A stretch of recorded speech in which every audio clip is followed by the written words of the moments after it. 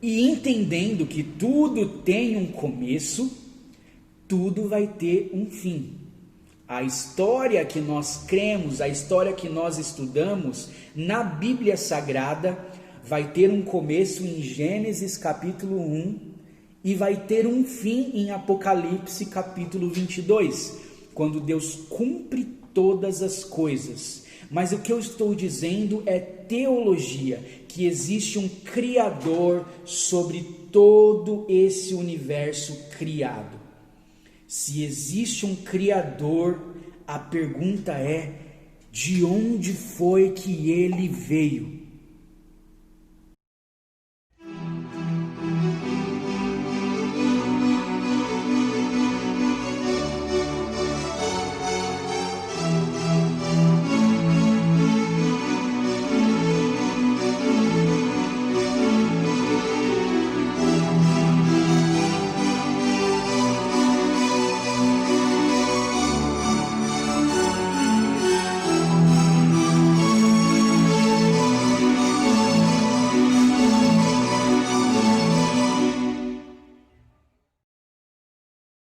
A biogênese, a origem de Deus.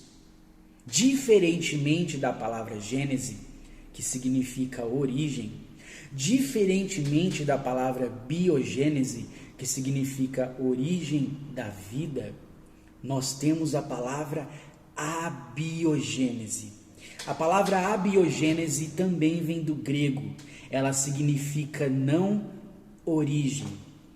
Não origem, sem origem. Tudo aquilo que é abiogênese, você não pôde rastrear. O termo abiogênese, na verdade, ele foi usado dentro da teoria da geração espontânea. O que é teoria da geração espontânea?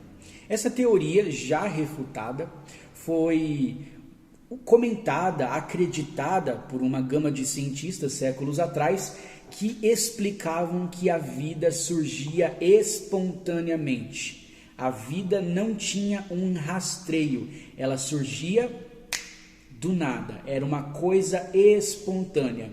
Os cientistas, eles concordam numa coisa: a vida surgiu na água. A primeira forma de vida, ela vem da água. É na água que nós temos o rastreio mais arcaico da origem da vida.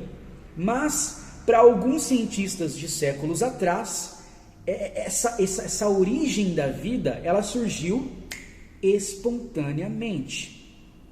E eles usavam um pequeno exemplo para explicar a teoria da geração espontânea. A abiogênese era definida da seguinte forma: quando você deixa um prato de comida exposto, essa comida ela vai apodrecer. Ela vai entrar em estado de decomposição. E num dado momento dessa decomposição, algumas larvas vão surgir da comida ali. E vão se alimentar daquela comida que está em estado de putrefação. Essas larvinhas, esses bigatos, essas minhoquinhas, elas não têm origem, elas não vieram de lugar nenhum. O nome disso é abiogênese, não origem. Sem origem. E alguns cientistas realmente interpretavam a origem das larvas como não rastreável. Mas houve um experimento que enterrou a abiogênese de uma vez por todas. E um experimento muito simples, na verdade. Eles pegaram 2 pratos de comida e fecharam um dentro de um recipiente selado. Não entrava ar, não entrava nada. E o outro prato de comida ficou exposto ali. Em algum momento, a comida de ambos os pratos começaram a entrar em decomposição. Começaram a estragar, cheiraram mal e começaram a apodrecer. Só que a comida que estava exposta, larvas, bigatos, minhocas. Já a comida que estava selada, nada. Não houve proliferação de vida. Será que o ar era responsável pela origem da vida? Essa foi uma pergunta bastante interessante, mas a resposta ela é mais simples do que isso. Quando a comida fica exposta, ela é atacada por insetos. As formigas sobem ali, as moscas pousam ali, e esses insetos vão botar ovos na comida. Esses ovos vão chocar. E o que sai de dentro desses ovos vai se alimentar da comida em decomposição. Ou seja, aquelas larvas que, se você esquecer o seu lixo aí por alguns dias, você vai fazer o experimento da abiogênese na sua casa. É fácil, simples e relativamente seguro. Se você deixar o seu lixo aí exposto por alguns dias, bigatos, larvas, minhocas, ou seja, na verdade essa comida ela é atacada por insetos. Essas larvinhas, elas não surgiram espontaneamente. A teoria da geração espontânea é falha. A abiogênese é falha, porque tudo tem sim uma origem. Essas larvinhas têm um ancestral em comum. Pode ter sido uma mosca, pode ter sido formigas, mas tem um ancestral em comum. A abiogênese também vai sofrer com o crescimento, com o desenvolvimento da teoria da evolução de Charles Darwin. Darwin ele buscou entender a origem das espécies. Tem o livro mais famoso dele, tem esse título, A Origem das Espécies. E Darwin ele vai estudar de onde foi que vieram todos os seres vivos. Ele vai pegar parentes e vai tentar rastrear a origem, os descendentes que já estão extintos, mais antigos que pisaram no planeta Terra. Existe uma teoria não comprovada de que a vida veio de fora do planeta. Houve um cometa que estava flutuando pelo espaço, esse planeta bateu na Terra e havia vida nesse cometa. Esse cometa tinha alguma espécie de vida microscópica. Essa vida vai se desenvolver quando entra em contato com a água líquida do nosso planeta e vai dar origem aos primeiros seres vivos. O nome dessa teoria é panspermia e é muito interessante. Também Charles Darwin vai entender como foi que esses seres vivos eles evoluíram. Então a gente vai ter aí uma hierarquia de toda uma sequência de evolução da natureza, inclusive do homem. Algumas pessoas rebatem a teoria da evolução por convicções próprias. Algumas pessoas aderem à evolução. No entanto, muito da teoria da evolução é comprovado cientificamente, é uma coisa empírica, uma coisa garantida. Será que o evolucionismo, ele desmascara aquilo que nós chamamos de criacionismo? Afinal de contas, a Bíblia diz que Deus ele cria o mundo em 6 dias.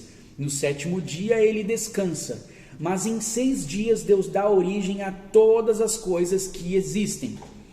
Então, o criacionismo, ele é oposto, ele é rival do evolucionismo?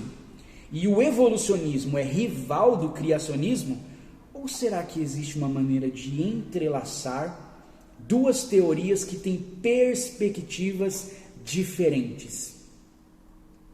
Eu vou fazer uma pergunta para você e eu imagino que muita gente já passou por essa experiência e vai reconhecer isso que eu estou falando. Você já reparou que quando um carro passa por você tocando um som alto, quem tem ouvido musical vai saber na hora do que eu estou falando. Quando esse carro passa por você tocando um som alto, a música parece que muda de tom. Assim que ele passa por você, ali na frente aquela música muda de tom. O tom ele cai. Digamos assim que essa música esteja tocada no acorde de Mi, vai cair para Ré, para Dó, não sei. Mas a impressão que a gente tem é que muda o tom da música quando passa por nós. É uma coisa instantânea. O nome disso é efeito Doppler. O que é o efeito Doppler? Basicamente, é a interpretação de informações dependendo da posição do observador. Ou seja, aqui onde eu estou, o carro passa por mim. Eu observo Eu interpreto as informações, ou seja, a música, ela entra no meu ouvido e o meu cérebro ele vai interpretar esses sons musicais, certo? No momento em que esse carro passa por mim. Mas quando ele está ali na frente, a posição do observador muda. Ou seja, o carro ele passou por mim, ele já não está mais na minha frente. Então, o observador muda de posição. A minha perspectiva já não é mais daqui, a minha perspectiva é dali. E quando muda a perspectiva do observador, muda o nível de informação que ele recebe. Se eu conseguir fazer você entender, o nome disso é efeito Doppler. Ou seja, será que o criacionismo e o evolucionismo não são rivais naturais? Isso vai depender da posição do observador? Eu estou observando o criacionismo, eu estou observando o evolucionismo, mas dependendo da posição onde eu estou, elas estão juntas e não separadas. Será que é possível a gente cruzar essas informações? Tudo isso, todo esse pacote de informações que eu estou passando para vocês, chama-se estudo da criação. Gênese, o nome disso é Gênese. Gênese, biogênese e abiogênese. E todo esse conhecimento vai nos proporcionar a oportunidade de estudar o Criador, a pessoa do Criador, os pensamentos do Criador, os seus métodos e o seu propósito.